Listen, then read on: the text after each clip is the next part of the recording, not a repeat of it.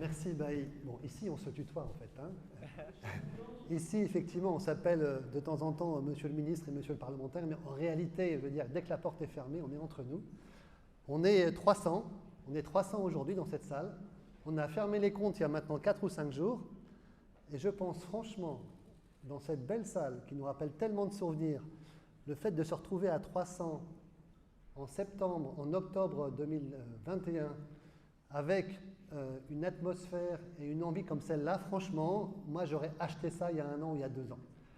Et vraiment, je vous dis à tous un grand merci, un merci énorme et un merci à Baï et à toute l'équipe du 92 pour un événement de cette qualité. Merci à tous.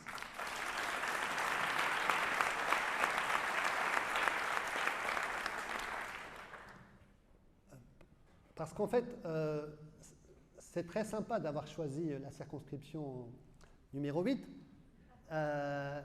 parce qu'évidemment, on a les marcheurs les plus engagés, les plus disponibles, les plus dynamiques. Je les entends. Ils sont là, les marcheurs de la 8e ou pas là? Je ne les vois pas. Ils sont bien là. C'est minoritaire. Ah, oui, on a eu un quota, on a dit pas plus de 200 personnes pour la 8e, on a respecté comme pas plus de 4000 personnes au 92 à Montpellier, c'est Paris. Là-dessus, je crois que c'est important de se dire quand même qu'on a vraiment la chance dans le 92, je le dis franchement, ici comme ailleurs, d'avoir une équipe dont le niveau d'intégration, dont le niveau d'engagement collectif est très fort. Et de ce point de vue, je voudrais vraiment remercier tous mes collègues députés et sénateurs qui sont là, parce que durant ces 4 ans qui n'ont pas toujours été faciles, on a toujours été ensemble vis-à-vis d'une majorité qui n'est pas facile, vis-à-vis du service public qui ne sont pas forcément aptes à nous reconnaître.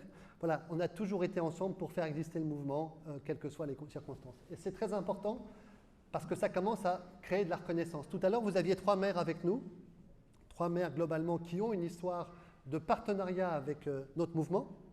Grégoire de la Roncière qui nous accueillait, Denis Larguero et puis Jean-Jacques Guillet.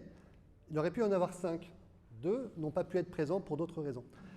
Voilà, notre mouvement s'installe. Et de ce point de vue, je voudrais faire quand même, parce qu'on n'a pas tous les jours la chance d'avoir le délégué général avec nous, faire un petit zoom quand même sur cette circonscription. Et regarde-la, Stan, elle est particulière. D'abord, on respire. On est dans la circonscription des coteaux. Et donc, on n'est pas dans la vallée de la Seine, là où il y a ce mauvais RLR très polluant qui ne permet pas de respirer. Là. Et donc, ce microcosme, cette espèce d'oxygène permet justement au comité de se développer, parce qu'il y a plus de chlorophylle. 50% du territoire, c'est de la forêt. Et donc, quand vous parlez de la crise du Covid tous les jours, ben moi, je parle de la crise de l'encre. Alors, je ne suis pas la seule à la vivre, dans la 8e. La crise de l'encre, bien sûr, tout le monde sait ce que c'est ici. Stan.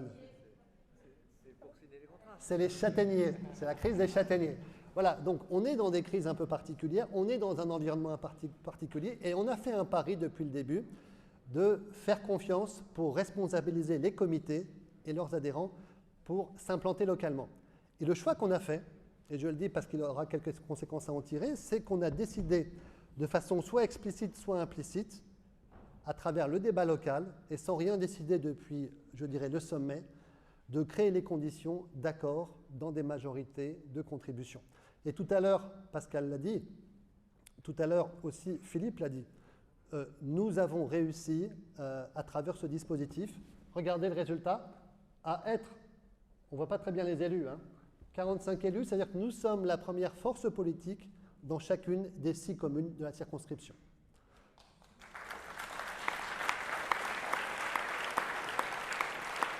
Alors, évidemment, on n'a pas les pires des maires. Maintenant qu'ils ne sont pas là, je peux le dire. On a plutôt des maires plutôt plus ouverts que par rapport à certains qui habitent du côté de la Valois, de Neuilly ou d'ailleurs. On a des maires qui sont plus ouverts, qui sont plus dynamiques vis-à-vis de nous et qui nous conçoivent plutôt comme une solution que comme un problème. Mais le résultat, c'est effectivement que nous commençons à faire système.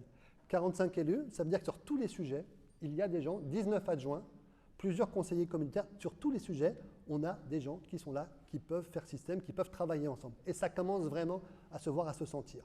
Ça s'est vu et ça s'est senti il n'y a pas très longtemps, au moment des régionales et des départementales. Moi, je voudrais saluer Romain et Philippe qui ont été nos représentants dans la 8e pour faire cette élection régionale. Elle a été difficile. On l'a fait. On a fait un des plus beaux rassemblements sur le terrain au marché de Meudon-la-Forêt, qui est un territoire de conquête pour nous. Et c'est vrai que la prime par rapport au score régional est de 3 à 4%. Elle n'est pas énorme, mais elle est quand même importante vis-à-vis du département. Et deuxièmement, là aussi, ce sont des signes d'espoir pour plus tard, les départementales. Avec Jacques II, mon homologue, de l'autre côté du parc de Saint-Cloud, que nous partageons au moins avec le cœur, on a eu, avec des beaux comités à Saint-Cloud, à Garches, Meudon, Ville-d'Avray, Marne-la-Coquette et Vaucresson, on a fait une super campagne. Et quand on a des candidats...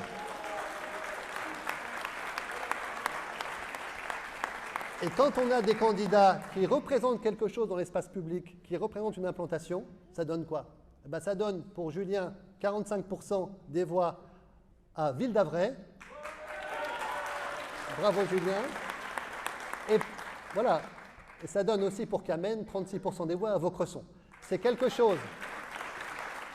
Voilà. C'est quelque chose qui nous dit en fait ce que doit être En Marche demain et après-demain, ce que doit être le mouvement. Ça ne se fait pas d'un coup, ça se fait progressivement, mais ce petit territoire d'expérimentation, je pense qu'il nous donne le sens. Après, il y a des endroits où ça, ce n'est pas possible, il faut y aller franco. Voilà, maintenant, on sent une odeur aujourd'hui, cette odeur de 2017. On sent effectivement que cet oxygène des vallées, enfin, des collines redescend un petit peu sur les vallées. On sent une espèce d'appétit, franchement, entre nous, qui est lié quand même au fait que le débat médiatique n'est plus exclusivement sur les chlorocons et les autres, que Mister Z ne tiendra qu'un an et que nous avons la chance d'une évidence, pour reprendre ce que disait Stanislas, une évidence. Nous n'avons pas de candidat encore, mais nous avons une évidence. Et cette évidence-là, elle va nous porter fort, elle va nous porter loin, parce que je pense que tous, si on est encore là 5 ans après, si on est encore là après le meeting d'Orsena qui avait conclu les présidentielles ici, si on est encore là 3 ans après le meeting avec Muriel sur les lois, c'est que nous avons un bilan, c'est que nous sommes fiers de notre bilan, c'est que nous pouvons l'assumer, et c'est très rare que le bilan ne soit pas un handicap. Et rien que pour ça, moi je voudrais dire merci à Gabriel, merci pour Gabriel à tout le gouvernement.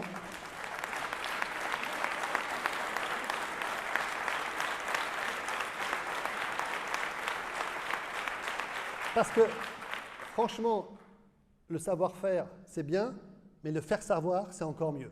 Et pour ça, il n'y a pas mieux que Gabriel. Voilà.